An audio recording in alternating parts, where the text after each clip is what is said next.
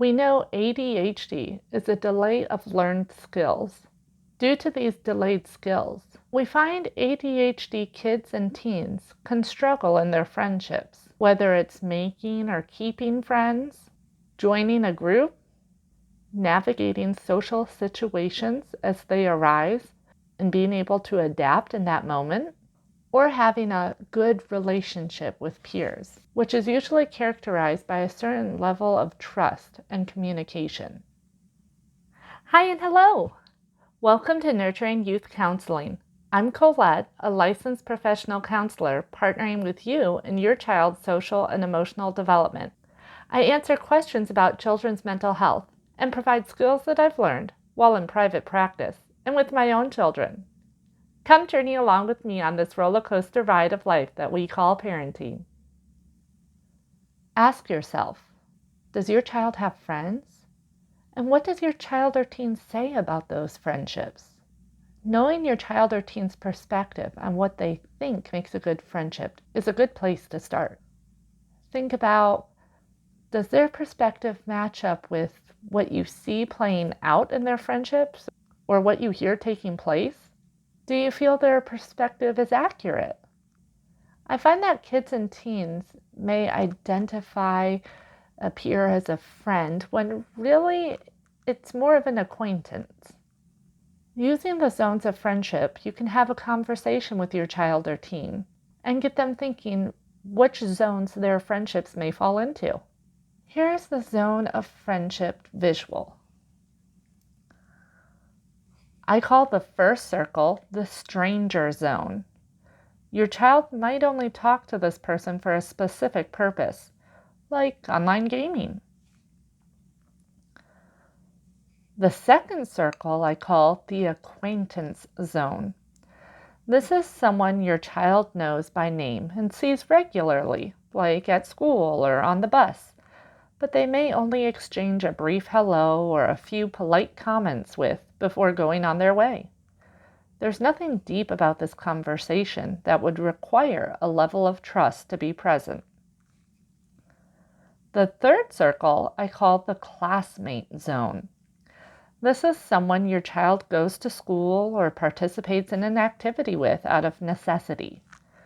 What I mean by necessity is that they might not be in this friendship if they found themselves in different situations, but because they find themselves in the same place at the same time, they choose to form a type of friendship, almost out of necessity. Hence, this type of friendship doesn't usually carry over to outside of school and may or may not require a level of trust. The fourth circle I call school friend zone. Your child chooses to talk to this person regularly and seeks them out, like at lunch or recess if they're not in the same class. Your child feels comfortable with this friend, but for a variety of reasons, the relationship may not expand to outside the school setting. This is slightly different from the classmate zone, as your child is purposefully building a level of trust with this individual. The fifth circle I call outside of school friend zone. Your child spends time outside of school with this individual and shares their thoughts and feelings, indicating a certain level of similar interest and trust. This is more exclusive than the trust initially being built in the school friend zone. The sixth circle I call the good friend zone.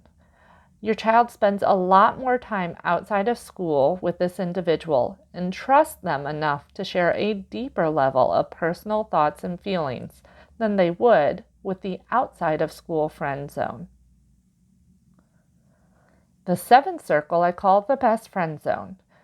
Your child trusts this individual or individuals the most, and those individuals know the most about your child. This type of friendship exudes and it requires a high level of trust. Now, it's important to note there's no mandatory number in terms of friendships your child or teen should have, nor do they need to have friendships in every zone. Every individual is different, and some kids might need a plethora of friends, while others may only need one or two friends to have their social needs met. The zones are really just an indicator to determine how your child or teen perceives their friendships. Each zone levels up with the amount of communication and trust usually required to have that type of friendship.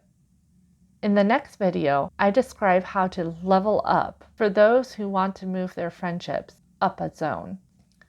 If you found this helpful, please be sure to like so I know you're interested in hearing more about ADHD. Share to help spread this important information to families so they can get the support they deserve. Subscribe to hear about future videos, and drop a comment below if you have any questions that I may answer in future videos. This video is not intended for legal advice, nor should it be used as replacement for mental health therapy. Also, I'm not a medical professional, so please seek the services of those should you need them. As always, thank you for watching, and until next time, don't forget to breathe and enjoy this roller coaster ride of life that we call parenting.